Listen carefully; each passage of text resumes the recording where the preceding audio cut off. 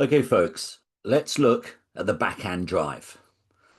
Right, for many pickleball players, especially us seniors, the backhand drive can be one of the most challenging shots to master.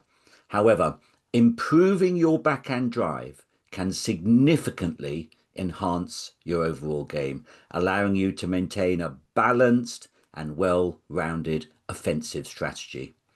While the forehand drive often gets the spotlight, a strong backhand drive will keep your opponents guessing and prevent them from exploiting a perceived weakness on your non-dominant side.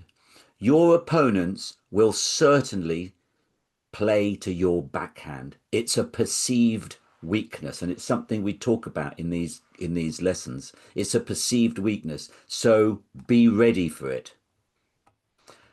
Right, let's look at the backhand drive technique, building confidence and consistency.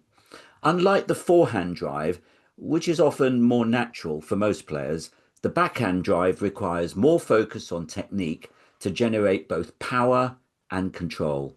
So here are some tips to improve your mechanics and ensure your backhand drive becomes a weapon in your pickleball arsenal. Right, first, proper grip and stance. Grip. The grip for the backhand drive should be neutral, often using the continental grip, which allows you to transition between forehand and backhand shots quite easily. Ensure your grip is firm but relaxed so you can maneuver the paddle easily. Stance.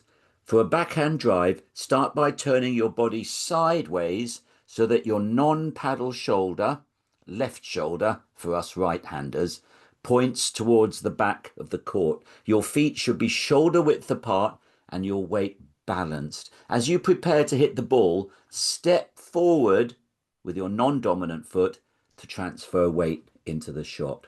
Okay, tip. Start with the paddle low and bring it up in the swing. This might also help by putting a bit of topspin on the ball.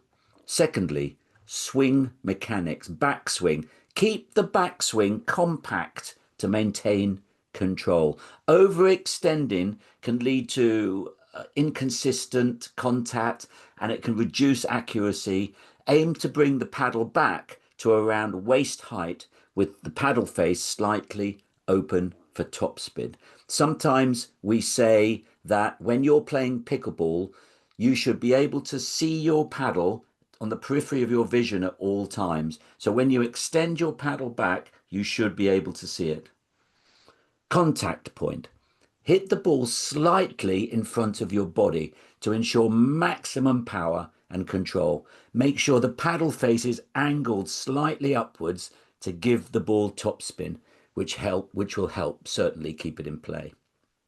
Follow through, very important. Don't just stop, follow through.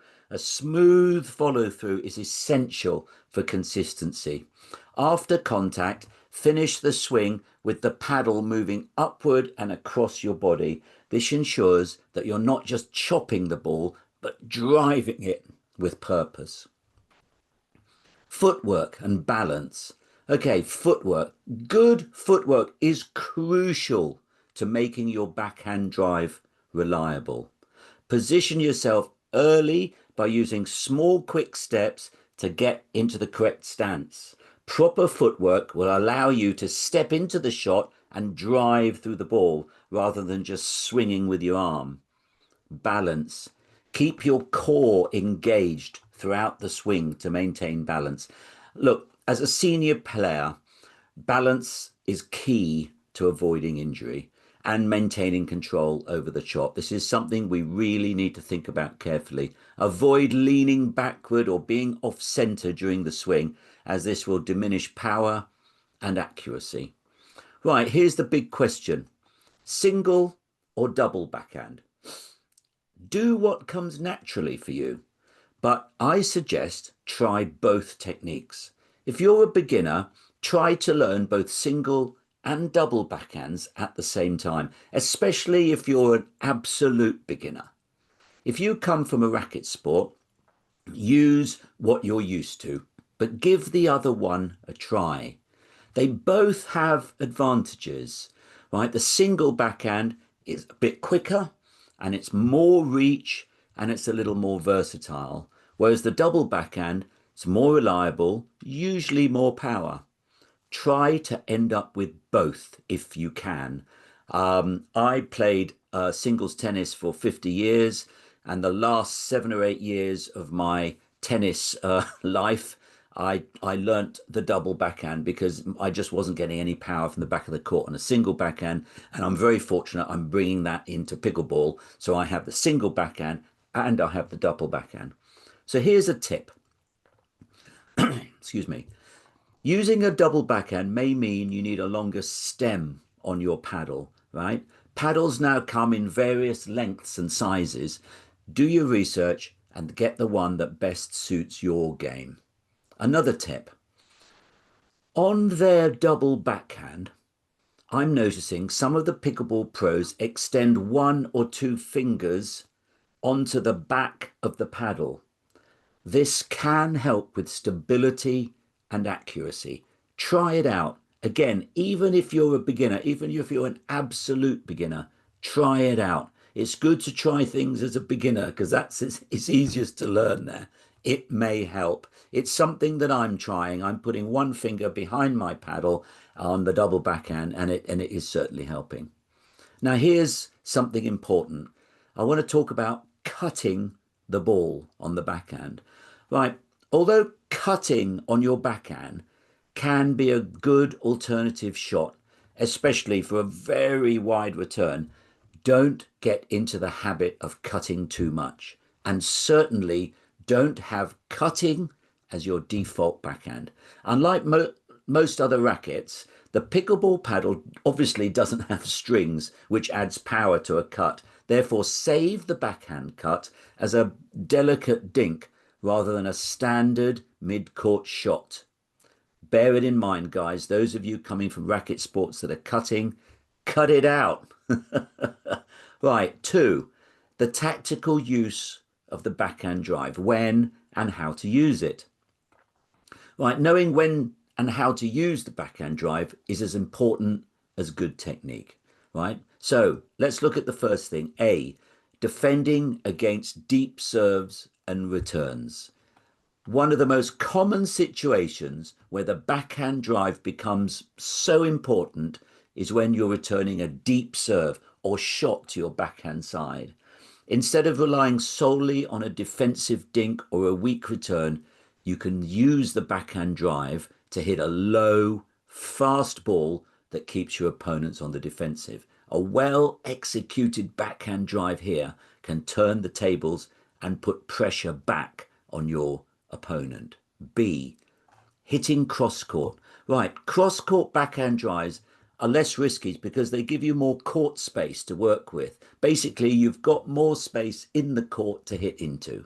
A well-placed cross court backhand drive can stretch your opponent out of position and open up opportunities, possibly for a more aggressive forehand or a net approach.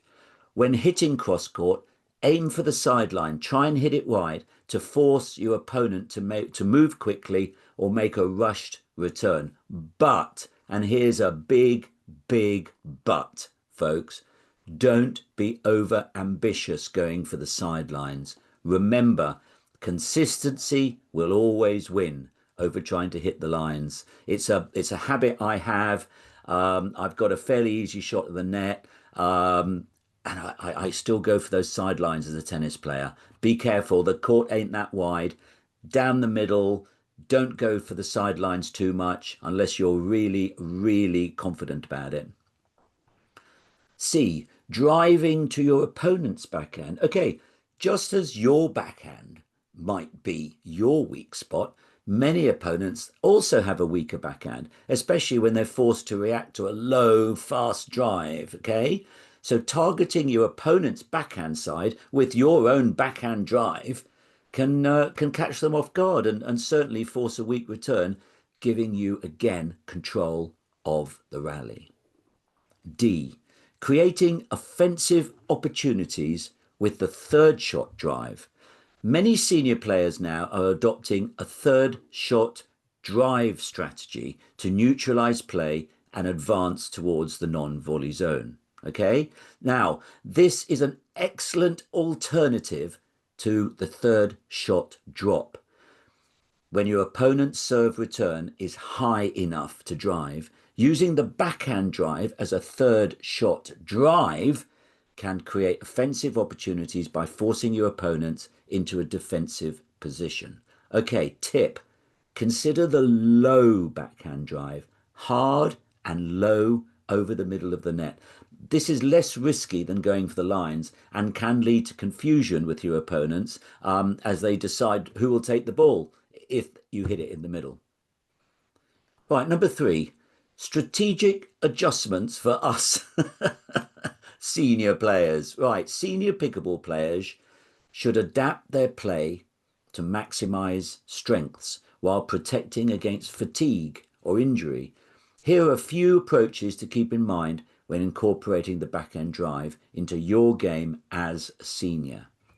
Preserve your energy. Driving the ball, especially from the backhand side, can require more energy and effort than softer shots like dinks or volleys. To avoid wearing yourself out, use the backhand drive selectively. Focus on driving the ball when you have a clear opportunity, such as a high bounce or a weak shot from your opponent. Now, here's a big one. Play with precision, not power. You'll be hearing this a lot. As senior players, it's essential to focus on precision over raw power. Instead of trying to hit blistering backhand drives, aim for well-placed shots that put your opponents out of position. Target their feet or try and go towards the sidelines, making it harder for them to return the ball effectively. Precision will conserve energy while still keeping you on the offensive. Use the backhand to set up the forehand. While a strong backhand drive is important, the forehand is often a more natural and powerful shot for many of us.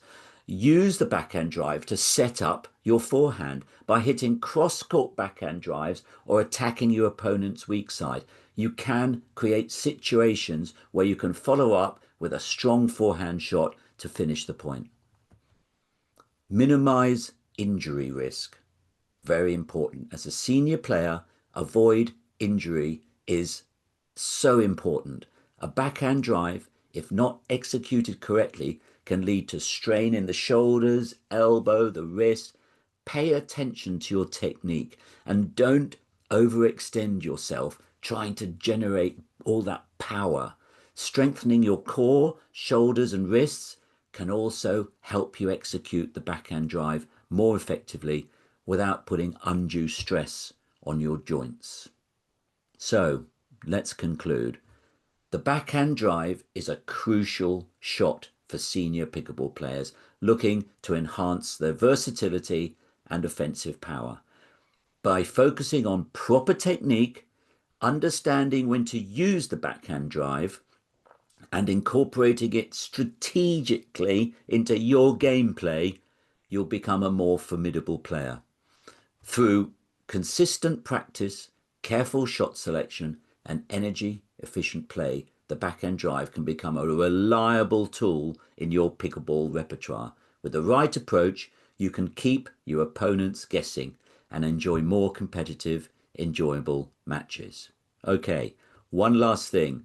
Bring your new skills into your play. It doesn't matter if you win or lose. If you want to improve your game, you need to practice these things when you play, okay? Right, that's all from me on the backhand drive, and I'll see you again soon. Okay, bye for now.